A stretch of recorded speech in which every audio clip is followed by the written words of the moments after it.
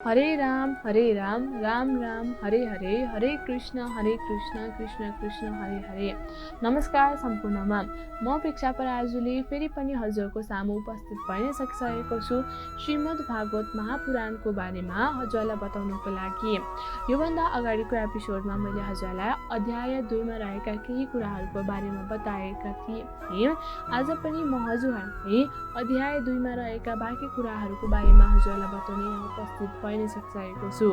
अध्याय 2 वाक्यार्थ। जसको ज्ञान रूपी खड्गले युक्त भएका विचारवान मनुष्यहरूलाई अहंकारलाई बढाउने कर्मको छेदन गर्दछ, अत कुन त्यस्तो मनुष्य होला जसले भगवानको कथा श्रवणमा प्रेम नगर्ला। विवरण। यस श्लोकमा आएका कर्म ग्रन्थि निबन्ध न यस पदको बारेमा चर्चा गरौँ। कर्म ग्रन्थि निबन्ध न यो समस्त पदमा आएको ग्रन्थि शब्दको अर्थ हो अहंकार, किनभने अहंकारलाई चिज न ग्रन्थि भन्दछन्। जति जति कर्म हो त्यति नै जीवको अहंकार बढ्दै जाने हुनाले कर्मलाई ग्रन्थि निबन्ध भनिएको हो।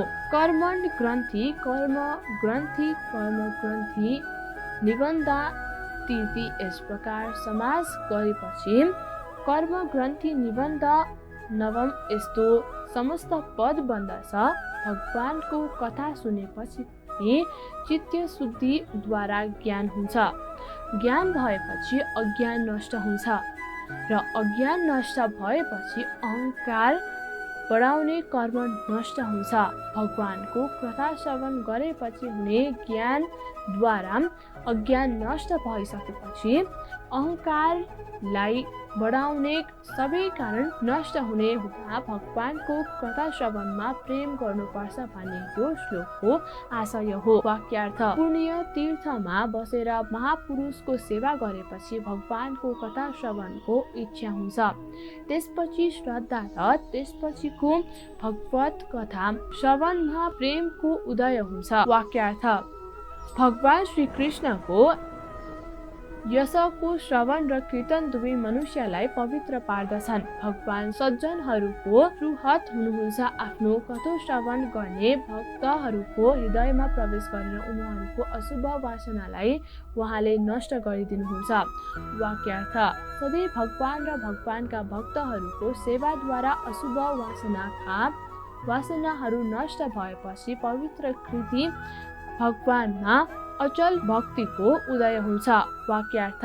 त्यसपछि अन्तःकरणको रजोगुण र तमोगुणका भाव, काम र लोभद्वारा अभिभूत नभएका चित्त सत्व गुणमा स्थित भएर निर्मल हुन्छ। विवरण। रजोगुण र तमोगुणबाट उत्पन्न भएका जुन काम, लोभ आदि शत्रुहरू छन्, ती शत्रुहरूद्वारा अभिभूत नभएको भगवानको भक्तियुक्त चित्त सत्व गुणमा अवस्थित हुन्छ र शान्त हुन्छ। मुमुक्षुका लागि रजोगुण र तमोगुण हानिकारक छन् भने सत्व गुण चाहिँ निर्गुणको स्थितिमा पुग्नका लागि द्वार भएकाले यहाँ सत्वगुणको प्रशंसा गरिएको हो। रजोगुणको कारणले चित्त विक्षिप्त हुन्छ भने तमोगुणको कारणले चित्त लयावस्था प्राप्त हुन्छ।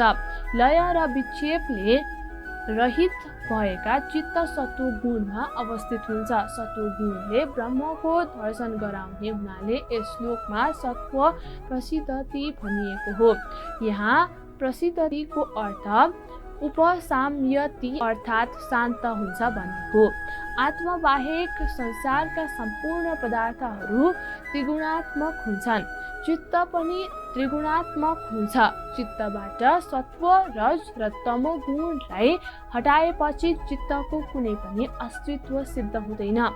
वैराग्य, सहनशीलता, उदारता आदि सत्व गुणका कार्य हुन्। तृष्णा, स्नेह, राग र लोभ आदि रजोगुणका कार्य हुन्। मोह, भय इत्यादि तमोगुणका कार्यहरू हुन्। वाक्यार्थ।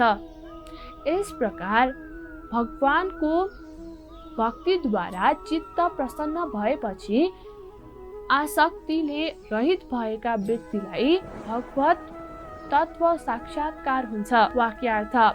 शुद्ध अन्तःकरणमा परमात्मा तत्त्वको साक्षात्कार भएपछि हृदयको गाँठो फुस्कन्छ, सम्पूर्ण संशयहरू मेटिन्छन्। त्यस मुक्तात्मा व्यक्तिका सम्पूर्ण कर्महरू नष्ट हुन्छन्। विवरण: यस श्लोक मुण्डकोपनिषद 2:9 यथावत रूपमा लिएको छ। यस श्लोकमा ब्रह्म तत्व साक्षात्कारको फल बताइएको छ।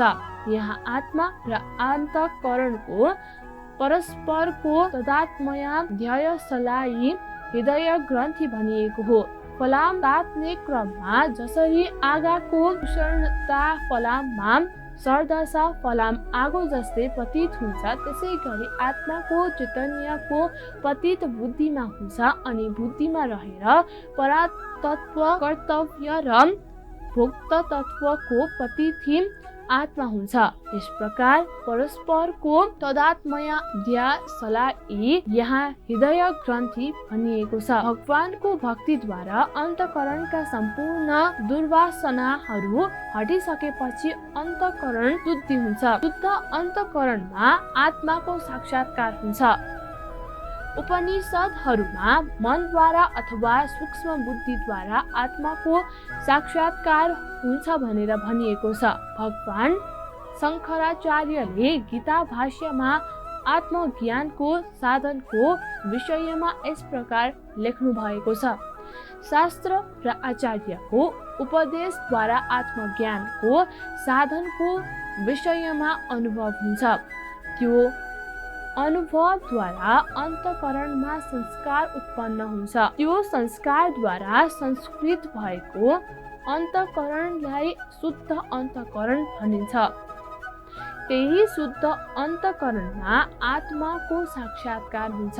जसरी धुलो मैलो नलागेको र नहलिएको ऐनामा मुखको प्रतिबिम्ब पर्दछ, त्यसै गरी कर्म र उपासनाद्वारा शुद्ध भएको अन्तःकरणमा तत्त्वमस्यादि महावाक्यको श्रवणद्वारा आत्मतत्वको साक्षात्कार हुन्छ।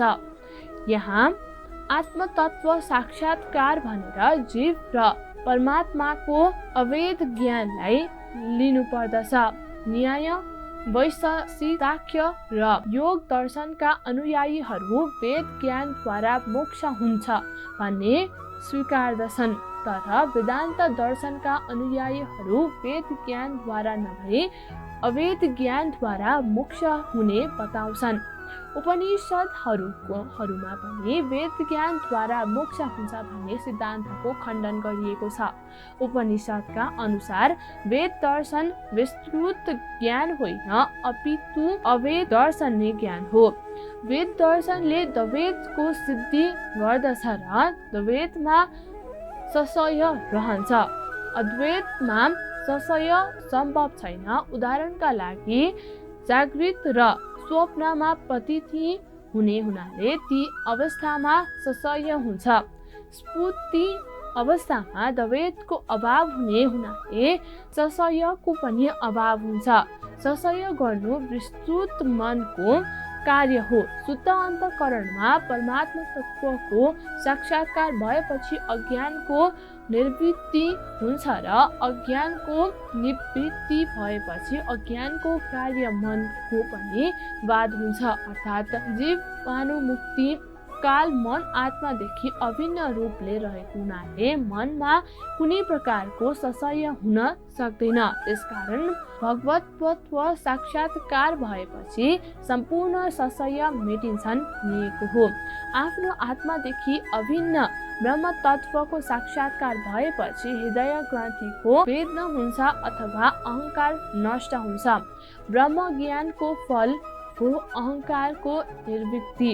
अहङ्कार नै बन्धनको कारण हो। जीव र ब्रह्मको एकताको साक्षात्कारलाई छाडेर यस अहङ्कारलाई हटाउने अरू कुनै पनि उपाय छैन। ब्रह्म साक्षात्कारको एउटा फल चिजन ग्रन्थि रूप अहङ्कारको निर्वृत्ति हो भने अर्को फलको सम्पूर्ण संशयको निवृत्ति। जीव र परमात्माको एकताको साक्षात्कार हुनुभन्दा पहिले असभावना र विपरीत भावना रूप सशय रहन्छ। ब्रह्म हुन सकिँदैन भन्ने भावनालाई असभावना भनिन्छ भने म प्रमाता, कर्ता र भोक्ता हुँ भन्ने भावलाई विपरीत भावना भनिन्छ। ब्रह्म ज्ञान भएपछि त्यस्तो असभावना र विपरीत भावना रूपी सशयको पनि कुनै निवृत्ति हुन्छ। ब्रह्म ज्ञानको तेस्रो फल हो कर्मफल नाश।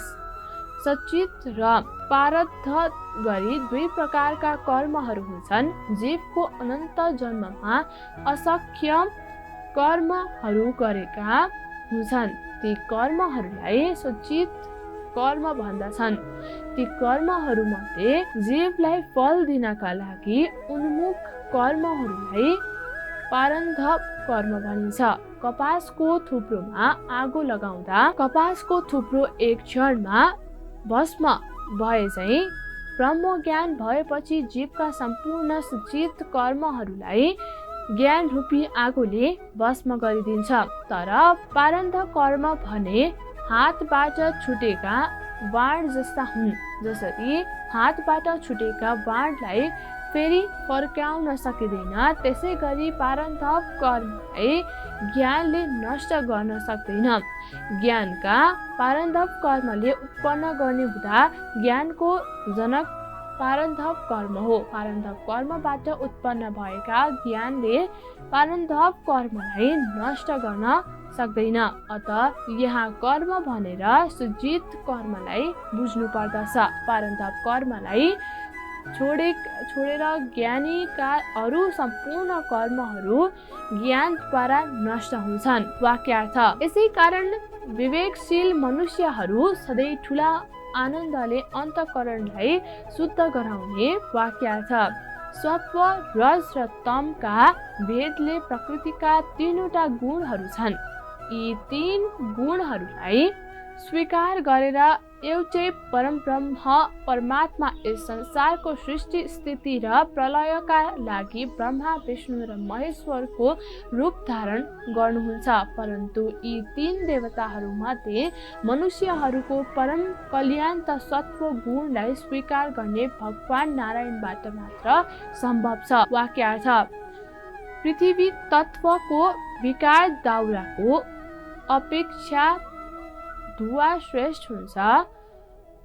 धुवाको अपेक्षा वेदोक्त कर्मद्वारा मनुष्यहरूलाई सद्गति प्रदान गर्ने हुनाले अग्नि श्रेष्ठ हुन्छ।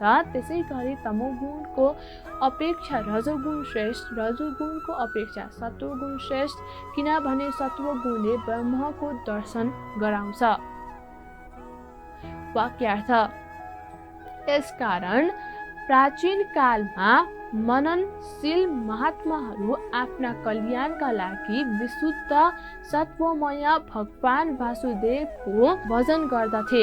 अहिले पनि जो भक्तहरू उनीहरूको अनुसरण गर्दछन् तिनीहरू पनि कल्याणका भागी हुन्छन्। वाक्यार्थ कसैमा पनि दोष दर्शन नगर्ने मुमुक्षुहरू डरलाग्दो रूप भएका भूतप्रति वैरव आदिलाई छाडेर शान्त स्वरूप भएका नारायण र उहाँका कलाको भजन गर्दछन्। वाक्यार्थ रजोगुण र तमोगुण स्वभाव भएका मनुष्यहरू भूत प्रेत आदिका साथ स्वभाव मिल्ने हुनाले धन, ऐश्वर्य र सन्तानको कामनाले पितृभूत र प्रजापति आदिको भजन गर्दछन्। वाक्यार्थ सम्पूर्ण वेदहरूको प्रतिपदय विषय भगवान नारायण हुनुहुन्छ। सम्पूर्ण यज्ञहरूको अनुष्ठान भगवान नारायणलाई प्राप्त गर्ने उद्देश्य मनमा राखेर गरिन्छन्। अष्टाङ्ग योगहरूको अनुष्ठान पनि भगवान नारायणलाई नै प्राप्त गर्ने उद्देश्यले गरिन्छन्। सम्पूर्ण वैदिक कर्महरूले चित्त शुद्धिद्वारा भगवानकै ज्ञान गराउने हुनाले सम्पूर्ण कर्महरूको उद्देश्य पनि भगवानलाई प्राप्त गर्ने नै हो। वाक्यार्थ शास्त्र र ज्ञान दुवै भगवत प्राप्तिका लागि हुन्। दान, व्रत आदिलाई विषय गर्ने धर्मशास्त्र पनि भगवत प्राप्तिकै लागि हो। स्वर्गदि फल पनि आनन्द रूप भगवानको एक अंश भएकाले स्वर्गादि फलको विषय पनि भगवान नारायण नै हुनुहुन्छ। विवरण माथि 28 र 29 दुई श्लोकमा भगवत तत्त्वको प्रतिपादन नै वेद, यज्ञ, योग, कर्म, ज्ञान, तप र धर्मको उद्देश्य रहेको कुरा बताइएको छ। सम्पूर्ण वेदहरूको प्रतिपादय विषय भगवान नै हुनुहुन्छ भने यस अंशको तात्पर्यार्थ हो। वेदमा कर्मकाण्ड, उपासनाकाण्ड र ज्ञानकाण्ड गरी 3 काण्डहरू छन्। वेदमा भएका 1,00,000 मन्त्रहरूमध्ये 80,000 मन्त्रहरूले कर्मको प्रतिपादन गर्दछ, 16,000 मन्त्रले उपासनाको प्रतिपादन गर्दछन् भने 4,000 मन्त्रहरूले ज्ञानको प्रतिपादन गर्दछन्। वेदमा बताइएका तीनै काण्डहरूले भगवान नारायणकै वास्तविक स्वरूपको प्रतिपादन गर्दछन्। वेदको कर्मकाण्ड र उपासना काण्डले चित्त शुद्धिद्वारा परमात्मा भगवानको स्वरूपलाई बताउँछन् भने वेदको ज्ञान काण्ड उपनिषदले चाहिँ भगवानको वास्तविक स्वरूपलाई साक्षात बताउँछ। मण्डुक्योपनिषद वारिका 2 र 30, आनन्द गरी टीका वायुसूत्र 1.1.3 मा पनि वेदादि सम्पूर्ण शास्त्रको लक्ष्य पनि भगवत स्वरूपको प्रतिपादन गर्नु नै हो भन्ने उल्लेख गरिएको छ। गीताको वैदेश्च सर्वग्रहमेव वेदेय 15 यो भगवत वाक्यद्वारा पनि सम्पूर्ण वेदहरूको असली तात्पर्य परमात्माको वास्तविक स्वरूपको प्रतिपादनमा नै छ भन्ने प्रमाणित हुन्छ। त्यसैगरी सम्पूर्ण यज्ञहरूले, योगले, स्रोत र समर्थ कर्महरूले, ज्ञानले, तपस्याले र धर्मले परमात्माकै ज्ञान गराउने हुनाले उक्त सम्पूर्ण साधक भगवत तत्त्व साक्षात्कारका लागि हुन् भन्ने कुरा प्रमाणित हुन्छ। यहाँ गति भनेर स्वर्गादि फललाई लिनु पर्दछ। स्वर्ग एउटा आनन्दको विषय हो। परमात्मालाई छोडेर आनन्द भन्ने वस्तु कहीँ पनि सिद्ध नहुने हुनाले स्वर्ग पनि परमात्माकै एक अंश हो। अतः सकाम पुरुषहरू अग्निहोत्रादि कर्म गरेर स्वर्ग प्राप्त गर्दछन्। वाक्यार्थ प्रकृतिका गुणले रहित भएका व्यापक ती उनी भगवानले सत र असत रूप गुणमयी आफ्नो मायाद्वारा सृष्टिको आदिकालमा यो भूत र भौतिक प्रपञ्चलाई सृष्टि गर्नुभयो। वाक्यार्थ सत्वगुण, रजोगुण र तमोगुण मायाका विलास हुन्। ती मायाका गुण भित्र प्रवेश गरेर भगवान ती गुणहरूले युक्त भएका जसो प्रतीत हुनुहुन्छ।